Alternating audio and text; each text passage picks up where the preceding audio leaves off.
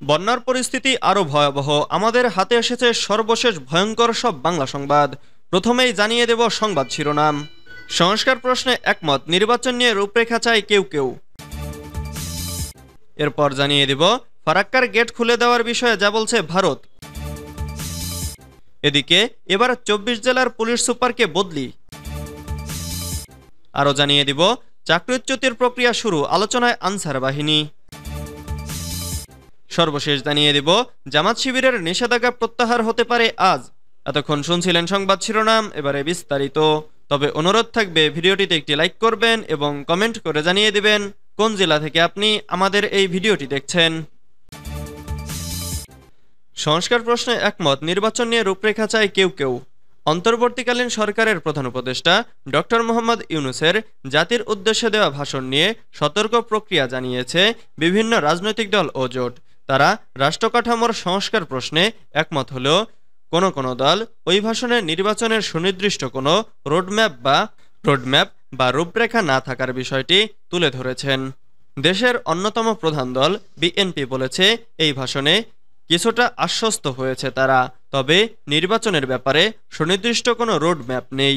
জাতীয় পার্টি সহ কয়েকটি দল প্রধান উপদেষ্টার ভাষণকে স্বাগত জানিয়েছে। তারা সংস্কারের বিষয়কে গুরুত্ব দিয়ে এ সরকারকে সময় দেওয়ার কথা বলেছে। ছাত্র জনতার গণঅভ্যুত্থানে ৫ আগস্ট আওয়ামী লীগ সরকারের পতন হয়। ৮ আগস্ট অন্তর্বর্তী সরকারের প্রধান উপদেষ্টা হিসেবে শপথ নেওয়ার ২ সপ্তাহের বেশি সময় পর গত রোববার জাতির উদ্দেশ্যে প্রথম ভাষণ দেন ডক্টর মোহাম্মদ ইউনূস। বিচার বিভাগ, পুলিশ প্রশাসন, নির্বাচন কমিশন, অর্থনীতি, শিক্ষা, স্বাস্থ্যসহ বিভিন্ন খাতে সংস্কারের উদ্যোগের কথা তুলে ধরেন তিনি। মির্জা ফখরুল প্রথম আলোকে আরও বলেন, প্রধান উপদেষ্টার বক্তব্য হচ্ছে নির্বাচন রাজনৈতিক সিদ্ধান্তের বিষয়। সেটি হলে তো রাজনৈতিক দলগুলোর সঙ্গে সে ব্যাপারে আলোচনার প্রক্রিয়া শুরু করতে হবে, আর তাদেরই এ আলোচনা শুরু করতে হবে, কারণ তারা সরকারের রয়েছেন। ফারাক্কা গেট খুলে দেওয়ার বিষয়ে যা বলছে ভারত। পশ্চিমবঙ্গের মুর্শিদাবাদ জেলায় অবস্থিত ফারাক্কা ব্যারেজের ১০৯টি গেট খুলে দেওয়ার বিষয়ে গণমাধ্যমে প্রতিবেদন প্রকাশের ঘটনায় প্রতিক্রিয়া জানিয়েছে ভারত। সোমবার ভারতের পররাষ্ট্র মন্ত্রণালয়ের মুখপাত্র রণধীর জয়সওয়াল এক বিবৃতিতে বলেছেন, ভুল বোঝাবুঝি সৃষ্টি করতে ফারাক্কা ব্যারেজ গেট খুলে দেওয়ার বিষয়ে ভুয়া ভিডিও, গুজব এবং ভীতি ছড়ানো হচ্ছে। ফারাক্কা ব্যারেজের গেট খুলে দেওয়ার বিষয়ে ভারতের পররাষ্ট্র মন্ত্রণালয়ের এই মুখপাত্র বলেন, আমরা ফারাক্কা ব্যারেজের গেট খুলে দেওয়ার বিষয়ে গণমাধ্যমের প্রতিবেদন দেখেছি। গেট খোলার স্বাভাবিক গতিপথে নদীর ভাটিতে গঙ্গা ও পদ্মায় ১১ লাখ কিউসেক পানি প্রবাহিত হবে। গঙ্গা নদীর অববাহিকার ক্যাচমেন্ট এলাকার উজানে ভারী বৃষ্টিপাতের কারণে প্রবাহ বৃদ্ধি পাওয়ায় এই পানি প্রবাহ হওয়াটা স্বাভাবিক ঘটনা।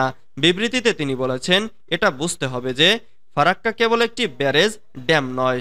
পানির স্তর যখনই ব্যারেজের স্তরে পৌঁছায় তখন যে পরিমাণ পানির প্রবাহ হোক না কেন তা বেরিয়ে যায়।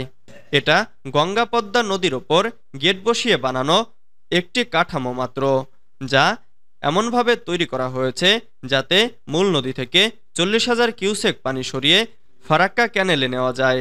আবার একই সঙ্গে বাংলাদেশের দিকে পানি প্রবাহের ভারসাম্য ঠিক থাকে। এবার ২৪ জেলার পুলিশ সুপারকে বদলি। আওয়ামী লীগ সরকারের পতনের পর পুলিশের বিভিন্ন ইউনিটের বদলি ও রদবদল হয়েছে। তারই ধারাবাহিকতায় এবার ২৪ জেলার পুলিশ সুপারকে বদলি করা হচ্ছে। মঙ্গলবার ২৭ আগস্ট স্বরাষ্ট্র মন্ত্রণালয়ের জননিরাপত্তা বিভাগের পুলিশ এক শাখা থেকে জারি করা প্রজ্ঞাপনে এ বদলি করা হয়। রাষ্ট্রপতির আদেশক্রমে প্রজ্ঞাপনে সই করেন উপসচিব মোহাম্মদ মাহবুর রহমান শেখ। এদিকে পৃথক প্রজ্ঞাপনে ২৪ জেলায় নতুন ২৪ এসপিকে পদায়ন করেছে সরকার। চাকরিচ্যুতির প্রক্রিয়া শুরু, আলোচনায় আনসার বাহিনী। জাতীয়করণের দাবি আদায় করতে গিয়ে সচিবালয় ঘেরাও এবং পরে ছাত্র জনতার সঙ্গে সংঘর্ষে জড়িয়ে এখন আলোচনায় আনসার ও গ্রাম প্রতিরক্ষা বাহিনীর সদস্যরা। এরই মধ্যে আনসার বাহিনীকে বিলুপ্তের দাবিসহ তাদের কর্মকাণ্ড নিয়ে নানা ধরনের সমালোচনা শুরু হয়েছে। আনসারের মারমুখী আচরণের কারণে প্রশ্ন উঠেছে, এই আন্দোলনের নেপথ্যে পতিত আওয়ামী লীগের কোনো ইন্ধন রয়েছে কিনা। অবশ্য খোঁজ নিয়ে জানা গেছে, গত রোববার আনসার বাহিনীর সদস্যরা যে ধরনের আচরণ করেছেন এর দায় পুরো বাহিনীর নয়। যারা আন্দোলন করেছেন তারা পুরো বাহিনীরও প্রতিনিধিত্ব করেন না। আন্দোলনকারীরা আনসার বাহিনীর অস্থায়ী সদস্য, যারা বাহিনীতে অঙ্গীভূত আনসার হিসেবে পরিচিত। গত রোববার আনসার ও গ্রাম প্রতিরক্ষা বাহিনীর মহাপরিচালক মেজর জেনারেল আব্দুল মোতালেব সাজ্জাদ মাহমুদ সাংবাদিকদের বলেন, বিশৃঙ্খল আন্দোলনকারীরা অঙ্গীভূত আনসার, যাদের সঙ্গে ব্যাটালিয়ন আনসারের কোনো সম্পর্ক নেই। এ ব্যাপারে সবাইকে সজাগ থাকার অনুরোধ জানাই।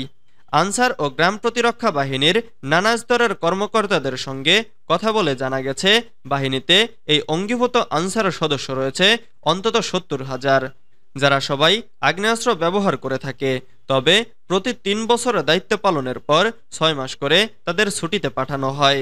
প্রয়োজনে তাদের আবার ডেকে দায়িত্ব দেওয়া হয়।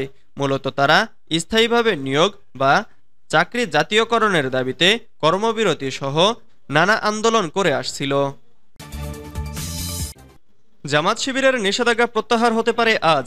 বাংলাদেশ জামাতে ইসলামী ও ইসলামী ছাত্র শিবির নিষিদ্ধ করে যে প্রজ্ঞাপন জারি করা হয়েছিল তা আজ ২৭ আগস্ট প্রত্যাহার হতে পারে বলে জানিয়েছেন দলটির কৌশলী অ্যাডভোকেট মোহাম্মদ শিশির মনির।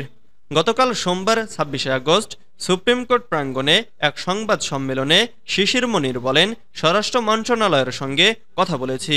মন্ত্রণালয় থেকে বলা হয়েছে পুরো প্রক্রিয়া সম্পন্ন হয়েছে। আইনজীবী মনির বলেন, জামাতকে নিষিদ্ধ করার কারণ আমরা জানি না। মনে করছি রাজনৈতিক উদ্দেশ্যে দলটিকে নিষিদ্ধ করা হয়েছে, কারণ ফ্যাসিবাদী এই সরকারের বিরুদ্ধে দেশের ছাত্র জনতা আন্দোলন করেছে, যেখানে জামাতে ইসলামীও সহযোগী শক্তি হিসেবে ভূমিকা রেখেছে। ডক্টর ইউনূসের অন্তর্বর্তী সরকার গঠনের ক্ষেত্রে দলটির গুরুত্বপূর্ণ ভূমিকা রয়েছে। জামাত নিষিদ্ধের আদেশ প্রত্যাহারের পরে দলটির নিবন্ধন ফিরে পেতে আপিল বিভাগের মামলা পুনর্জীবিত করা হবে বলেও জানান তিনি। তবে নির্দিষ্ট সময়ের কথা উল্লেখ করেননি অ্যাডভোকেট শিশির।